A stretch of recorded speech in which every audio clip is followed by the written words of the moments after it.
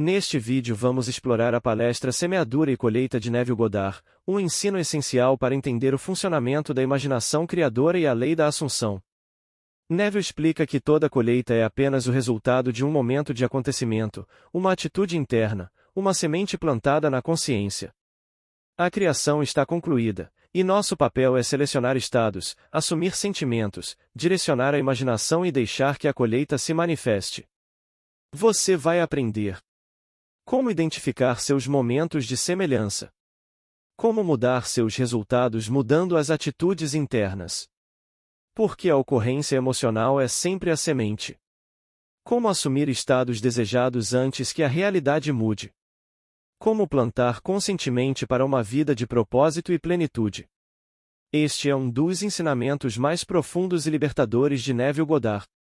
Se este conteúdo tocar seu coração, deixe seu like, comente e compartilhe com alguém que precisa dessa mensagem. Como já foi dito, o tema desta manhã é semeadura e colheita. Embora tenha o mesmo título do meu livro mais recente, este texto não se encontra nele, pois este livro é uma tentativa de interpretar algumas das passagens mais difíceis da Bíblia. Nestes 9 capítulos, apresento uma visão mística e também uma abordagem para que você mesmo possa interpretar a Bíblia, pois, como sabe, ela não é um livro de história. Assim, quando me dei conta de significados mais profundos nas passagens do que aqueles que normalmente lhes são atribuídos, comecei a vê-las ou a compreendê-las misticamente, e por isso lhes ofereci uma interpretação mística de muitas das passagens mais obscuras. Por exemplo, quando Salomão fez para si um carro de madeira do Líbano, ele o fez por si mesmo, ninguém o fez por ele. É isso que você deve fazer, é isso que eu devo fazer, é isso que todos devem fazer, e naquele capítulo, eu mostrei a vocês que a madeira não é madeira como vocês a conhecem. Significa que a madeira do Líbano é a mente incorruptível. Mas vocês a fazem por si mesmos, e nós mostramos a vocês os lados, do que eram feitos e quais são os seus verdadeiros significados. Então, analisamos aquela passagem peculiar, a instrução aos discípulos para tirarem os sapatos ou viajarem sem sapatos, e mostramos que a palavra sapato não se refere apenas ao que eu calço, é o símbolo do espírito de deixe-me fazer isso por você. Pois o sapato não só absorve a sujeira e a lama que normalmente cairiam sobre o pé de quem o usa, como também protege o usuário de qualquer contato com o mundo exterior. Assim, qualquer pessoa que se ofereça para fazer por nós o que deveríamos fazer, e que poderíamos fazer muito melhor por nós mesmos, está se oferecendo como nosso sapato. E se eu quiser despertar espiritualmente, devo fazer isso por mim mesmo. Devo tomar as rédeas da minha própria mente, tomar minha maravilhosa imaginação e de fato controlá-la, direcionando-a para propósitos nobres, sem permitir que intermediários se interponham entre mim e Deus. Pois o Deus deste mundo é um Deus interior. Ele é aquela força inevitável que expressa em fatos exteriores as tendências latentes da alma, e, portanto, se eu quisesse descobrir esse Deus, não poderia deixar que você fizesse o meu trabalho por mim. Não poderia deixar que você comesse do meu alimento espiritual e esperar crescer espiritualmente. Essa é, de fato, a proposta dos 9 capítulos do livro Tempo de Semeadura e Colheita. Mas o assunto desta manhã, quero abordá-lo de uma maneira diferente. Esta declaração é retirada do livro de Gênesis, capítulo 8, é uma promessa feita ao homem de que enquanto a terra durar, semeadura e colheita, calor e frio, verão e inverno, dia e noite não cessarão. Dizem que o homem foi colocado num jardim, o jardim estava completo, todas as árvores davam frutos, tudo no mundo estava terminado, e ele foi colocado no jardim para cultivá-lo e guardá-lo. Ele não planta, não faz nada além de cultivá-lo e guardá-lo. Não lhe é pedido que faça árvores ou que plante novas árvores, tudo está terminado. Como nos é dito em João: eu vos enviei para colher aquilo em que não trabalhastes, pois a criação está concluída. Todo o drama humano concebível, cada pequena trama, cada pequeno plano no drama da vida já está elaborado, como meras possibilidades enquanto não estamos neles, mas tornam-se irresistivelmente reais quando os vivenciamos. Assim, o homem pode entrar em contato com o estado específico de sua escolha, pois minha imaginação pode me conectar interiormente com o estado desejado, e eu nele estarei. Se eu estiver nele, o realizarei em meu mundo. Os estados em que nos encontramos são o tempo da semeadura. A colheita é simplesmente o encontro com os eventos e circunstâncias da vida. Mas a memória do homem é tão curta que ele se esquece da época da semeadura, mas todos os fins seguem a mesma linha da origem, então se a origem, digamos, é a desgraça, o fim também será a desgraça. Mas quando você colhe a desgraça, você se pergunta: por que isso acontece comigo? Quando eu coloquei algo assim em movimento? Eu não dei aos pobres.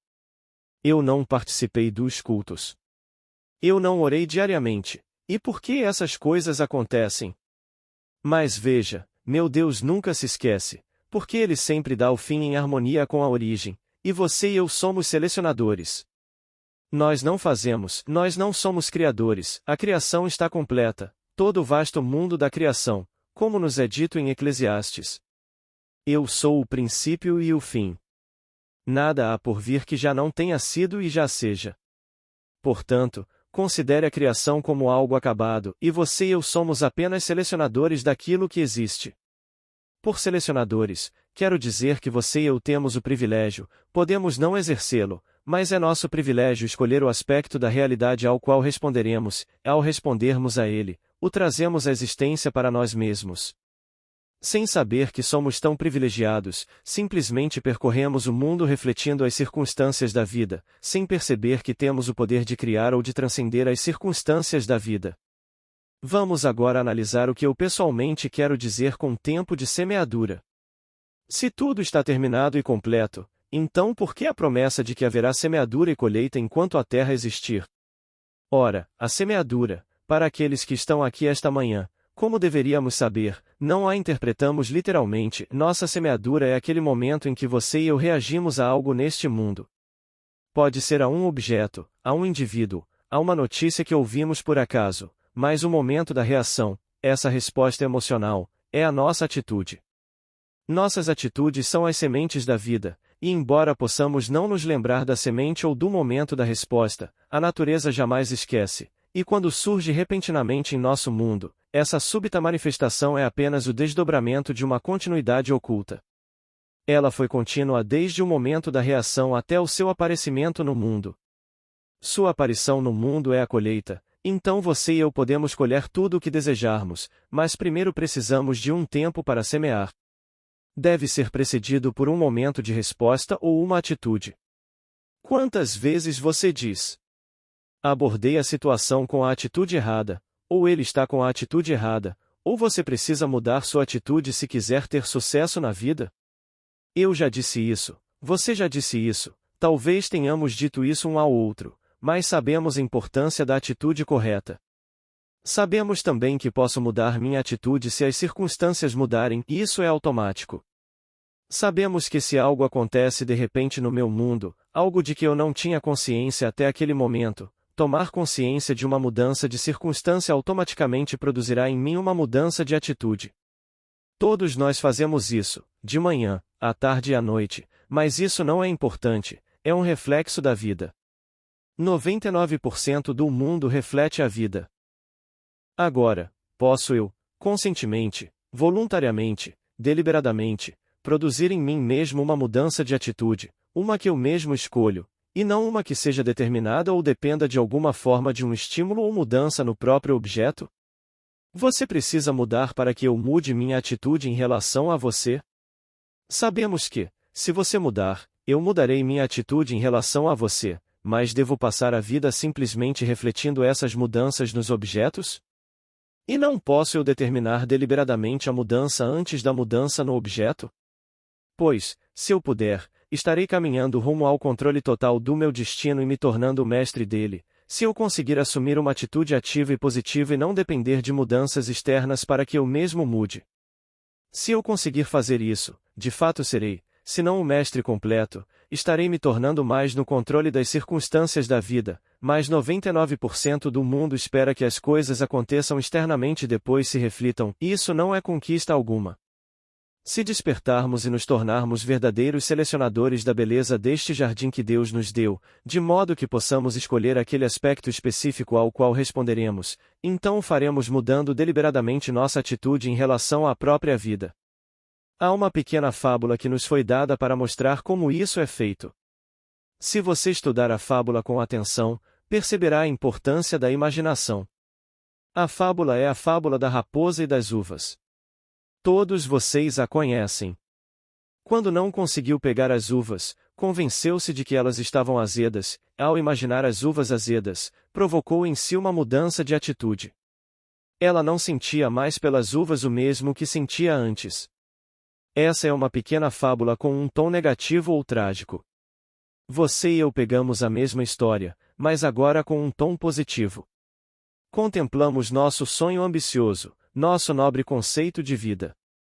Pode parecer que não temos os talentos para realizá-lo, em vez de dizer o que a raposa disse, que aquilo está além do nosso alcance e, portanto, é amargo de qualquer forma. Podemos usar a mesma técnica e imaginar como seria se tivéssemos realizado.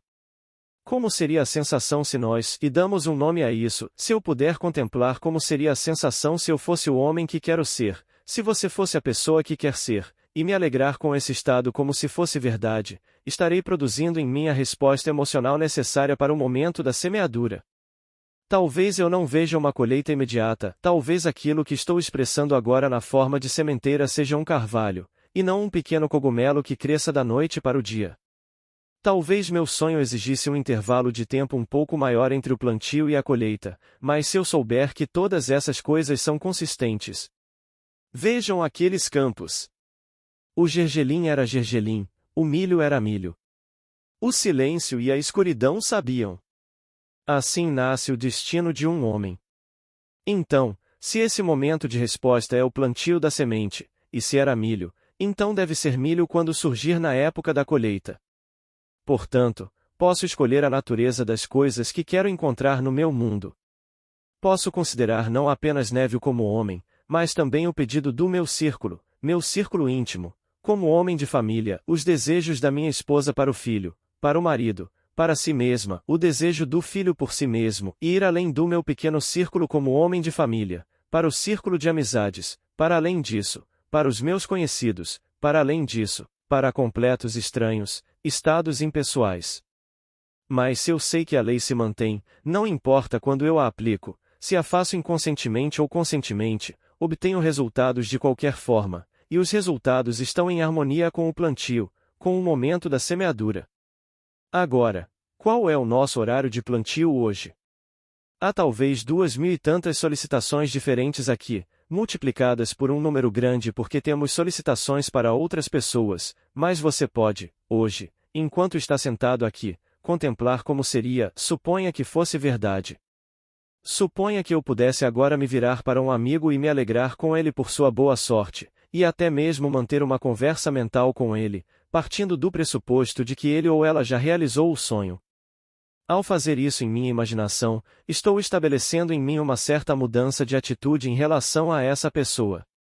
Estou produzindo em mim uma resposta emocional positiva e deliberada, e esse exato momento em que faço isso é o momento da semente. Encontrarei essa pessoa amanhã, na próxima semana ou no próximo mês, e ela testemunhará o que plantei agora. Ele pode nem saber que fui eu quem plantou isso neste jardim. Não estou buscando elogios, não estou buscando reconhecimento, estou buscando resultados. Se eu vir o homem se tornar a personificação do sucesso que sei que ele deseja e que eu desejo para ele, isso já é elogio suficiente, essa é recompensa suficiente.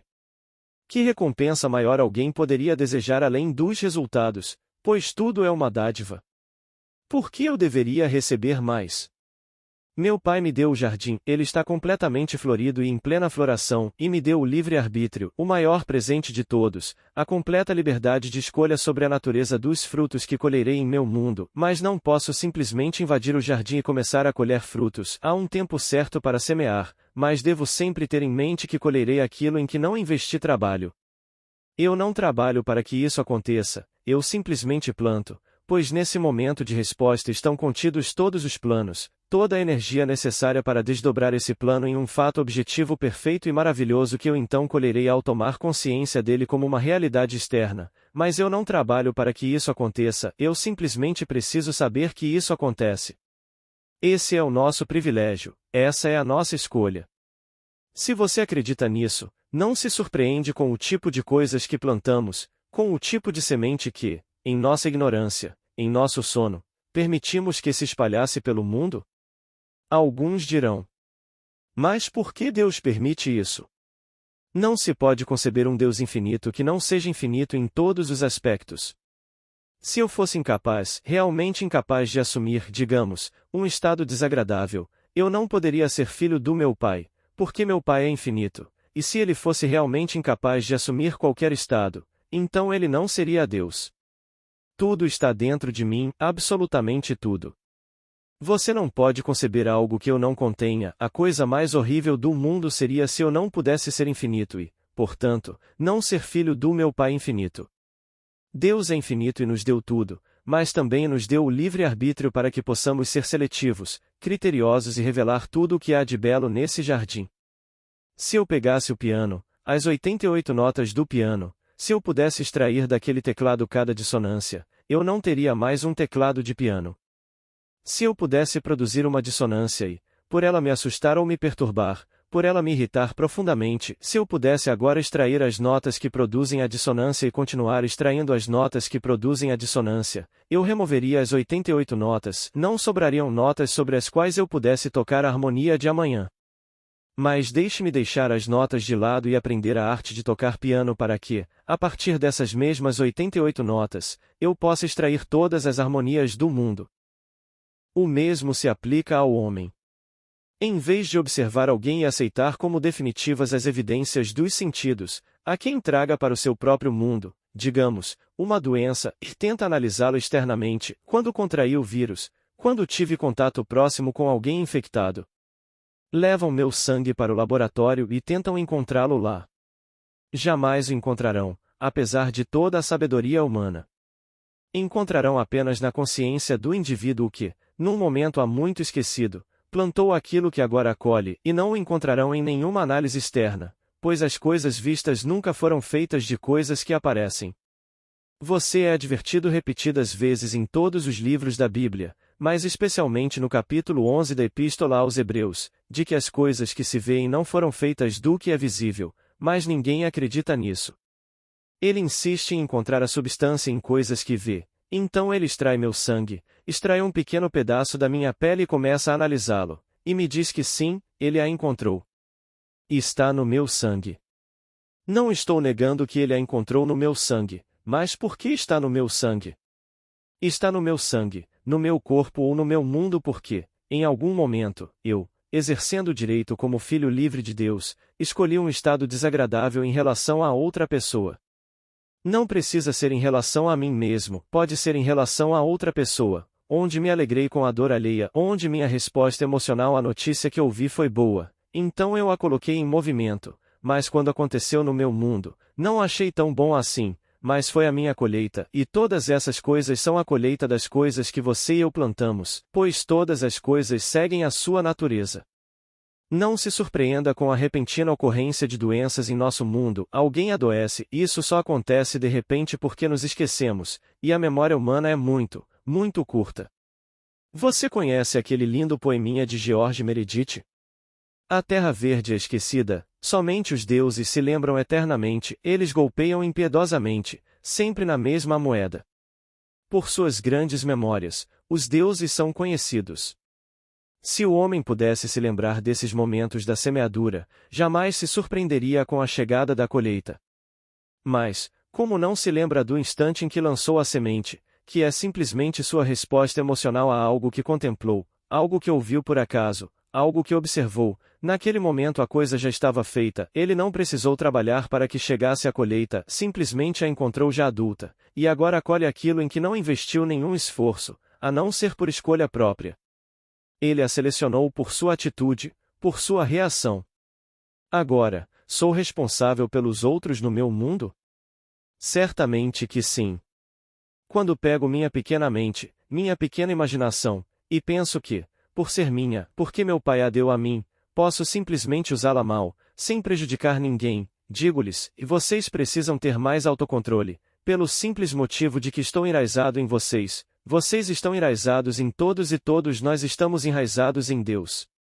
Não existe um ser individual separado e isolado no reino do meu Pai. Somos um. Sou totalmente responsável pelo uso ou mau uso da minha imaginação. Você se lembra de ter visto na TV uma versão dramatizada do naufrágio do Titanic? Você se lembra? Você leu o livro Uma Noite para Recordar? Bem, o livro em si é de Walter Lord, mas 14 anos antes da colheita em si, ou daquele terrível evento do naufrágio do Titanic, um homem na Inglaterra escreveu um livro. Ele idealizou esse fabuloso transatlântico e o construiu tal como o Titanic, só que o Titanic só foi construído 14 anos depois, mas ele, em sua imaginação, concebeu um transatlântico de 244 metros. Tinha 3 hélices, transportava 3.000 passageiros, tinha poucos botes salva-vidas porque era inafundável, podia atingir 24 nós e então, numa noite, ele o encheu até a borda com pessoas ricas e complacentes, e numa fria noite de inverno, afundou-o num iceberg no Atlântico. 14 anos depois, a White Star Line construiu um navio com 244 metros de comprimento, 3 hélices, capaz de atingir 24 nós e transportar 3.000 passageiros. Ele não tinha botes salva-vidas suficientes para todos, mas também era considerado inafundável. Estava lotado de ricos, se não complacentes, mais ricos, porque sua lista de passageiros valia, naquela época, quando o dólar valia 100 centavos, 250 milhões de dólares. Hoje, valeria $1 bilhão. Toda a riqueza da Europa e deste país navegava naquela viagem inaugural partindo de Southampton. 5 noites no mar neste navio maravilhoso e glorioso, e ele afundou numa fria noite de abril, colidindo com um iceberg. Aquele homem escreveu um livro, seja para desabafar porque não gostava dos ricos e complacentes, seja porque achou que poderia vender, ou porque pensou que essa seria uma forma de ganhar algum dinheiro como escritor. Mas, qualquer que fosse o motivo por trás de seu livro, que, aliás, ele chamou de futilidade para mostrar a completa futilidade da riqueza acumulada, o navio idêntico foi construído 14 anos depois, com a mesma lista de passageiros e afundou da mesma maneira que o navio fictício. Existe alguma ficção? Não existe ficção. O mundo de amanhã é a ficção de hoje. O mundo de hoje era a ficção de outrora, os sonhos dos homens de outrora. Não seria maravilhoso se eu pudesse conversar com alguém através do espaço usando apenas um fio? E eu não conseguia imaginar isso, estaria a 1,5 km de distância, além do alcance da minha voz, depois talvez 8 km e talvez 1.000 km, sonhos fantásticos, e então eles se tornaram realidade. Quando se tornaram realidade, imagine se eu pudesse fazer isso sem um fio. E se tornou realidade, imagine agora se eu pudesse fazer isso não apenas em um sentido de áudio, mas também em um sentido de vídeo. Imagine se eu pudesse ser visto? E isso se tornou realidade, mas quando foram concebidos, eram todos ficcionais, todos irreais. Não existe nada irreal, porque Deus é infinito e Deus completou a criação. Você não consegue conceber algo que seu pai não apenas fez e concebeu, mas que foi elaborado em detalhes, em todas as suas ramificações. Você e eu estamos apenas começando a tomar consciência de porções cada vez maiores daquilo que já existe. Não estamos criando algo, estamos descobrindo o maravilhoso mundo de Deus. Mas agora, nesta igreja, pelo menos aqui deveria ser feito, pois esta é uma igreja da mente. Esta é a ciência da mente, onde existe uma ciência por trás do plantio e você o faz de uma maneira científica específica. Você não simplesmente caminha pela rua e reflete, lê os jornais e reflete, você sai de lá uma pessoa mais positiva do que as pessoas que se reúnem em locais semelhantes, pela simples razão de que elas vão apenas para ouvir um culto e para serem informadas sobre o quão ruim o mundo é. Você não veio aqui para ouvir o quão ruim o mundo é, pois se você acredita que ele é ruim, há algo que você deve fazer a respeito, porque você plantou o mundo. Chegou a sua hora de semear. Então, aqui as pessoas se reúnem para aprender a usar este dom maravilhoso que o Pai lhes deu. Existe essa mente e imaginação maravilhosas. Dizem-lhes para saírem e serem criteriosos em suas escolhas, para selecionarem aquele aspecto da realidade ao qual desejam responder: sucesso, saúde, dignidade, nobreza, algo maravilhoso que contribua para o bem do mundo. Ao caminhar, vocês estão contribuindo para a sociedade, para a comunidade em que vivem, não necessariamente doando dinheiro, mas contribuindo com seu precioso tempo de semeadura. Se, em sua comunidade, vocês veem a necessidade de uma igreja, talvez uma escola maravilhosa, não esperem que as pessoas se unam, imaginem, em pensamento, a alegria que sentiriam por causa daquela escola maravilhosa para as crianças, daquela igreja maravilhosa que eleva o homem espiritualmente, e se perguntem como seria se isso se tornasse realidade. Sintam a emoção de testemunhar isso dentro de si. Esse é o tempo da semeadura. Então, de uma forma que você nem imagina e sem precisar se esforçar para produzir, você encontrará essa escola, essa igreja e essas coisas maravilhosas em sua comunidade. Então você planta a semente e deixa que outros, que pensam que estão dando origem a ela, continuem acreditando nisso. Você percorre o mundo semeando o bem, é por isso que você está aqui. Nos reunimos aqui nas manhãs de domingo para descobrir cada vez mais sobre este dom maravilhoso que Deus nos deu, para que possamos identificar todas as coisas belas do mundo e trazê-las à luz em nosso mundo.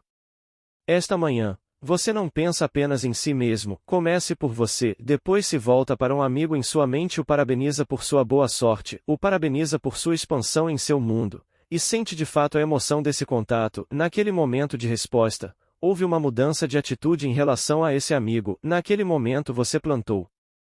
Agora, de uma forma que você desconhece e não precisa conhecer, essa semente percorrerá seu caminho natural e oculto e se manifestará como realidade em seu mundo.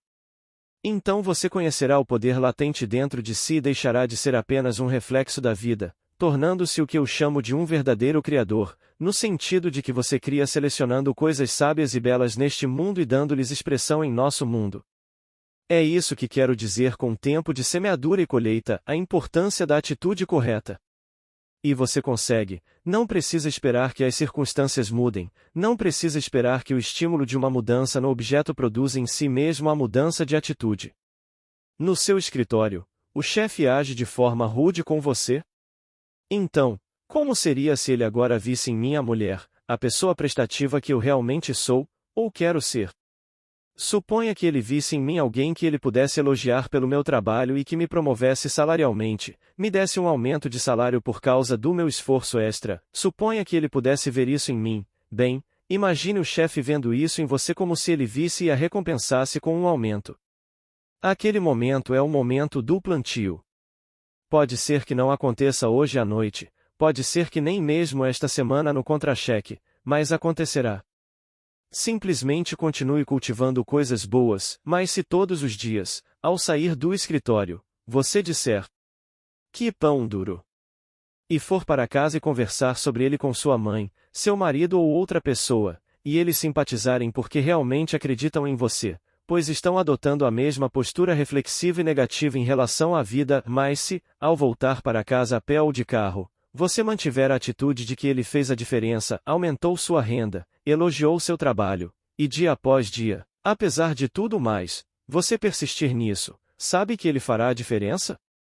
Você provocará nele a mudança de coração porque primeiro a provocou em si mesma, e ele verá em você qualidades que não consegue ver agora, e então todo o seu vasto mundo começará a florescer. Você fará isso em todos os sentidos da palavra. Você conhece alguém que está sozinho, alguém que realmente deveria estar feliz no casamento neste mundo.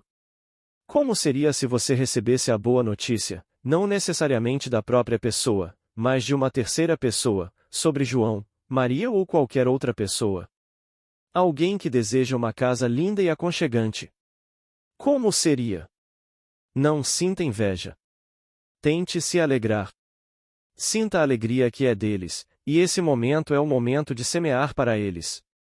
Eles irão colher os frutos, e essa é a nossa oportunidade de percorrer o mundo plantando e plantando com sabedoria. Infelizmente, muitos de nós em movimentos religiosos, não creio que você encontrará isso nesta igreja, mas muitos de nós em movimentos religiosos temos uma atitude muito séria em relação à vida. E, claro, a atitude básica é a atitude perante a vida, não necessariamente a atitude individual perante um objeto ou perante um indivíduo, mas a própria atitude que o indivíduo adota ao longo da vida, perante a vida, e essa atitude é muito séria. Bem, Orage disse com muita sabedoria e humor que a atitude séria é esta, e eles realmente acreditam que Deus trava uma luta enorme contra probabilidades impossíveis, e isso produz no indivíduo a emoção de ajudar o pobre pai. Eles vão ajudar o pobre pai que criou o mundo e o deu aos seus filhos. Ele então trouxe à tona outro ponto interessante sobre a atitude científica em relação à vida. Tendo descoberto a pequena molécula ou o pequeno átomo e a maravilhosa construção, isto é, teoricamente, tendo descoberto essa maravilhosa construção ordenada dos tijolos que compõem o mundo, sua atitude é de insignificância ordenada porque acreditam que o mundo está gradualmente se consumindo, então não importa o quão ordenado seja. Se eles realmente acreditam que o Sol eventualmente se apagará e a Terra consumirá todos os seus recursos, que outra atitude poderiam adotar se não há de estarem todos arrumados sem ter para onde ir, porque se no final tudo vai virar nada de qualquer maneira, não importa o quão ordenado seja hoje, só poderia ser uma insignificância ordenada. Mas eu lhes digo, como alguém que viu além do véu, que não existe fim. A vida é eterna, eterna e eterna, e para sempre vocês seguem nessa peregrinação eterna, revelando as infinitas glórias de seu Pai. Então saia hoje com sabedoria, saia determinado a ser mais seletivo, mais discreto na escolha das ideias que você irá considerar. E selecione a ideia que abençoará o indivíduo e produzirá em você a resposta emocional que você testemunhou no mundo dele, e saiba, naquele momento da resposta, que você plantou para aquele indivíduo, e ele está enraizado em você. Não existe essa coisa de ele não ser encontrado no seu mundo, pois ele está enraizado em você. Todos estão enraizados em você, portanto, você não os perderá. Está plantado em relação a aquele ser e aquele ser irá colher, e você reconhecerá a colheita quando ela aparecer no mundo dele. Basta plantar e deixar que a colheita aconteça por si só. Agora meu tempo acabou. Boa noite.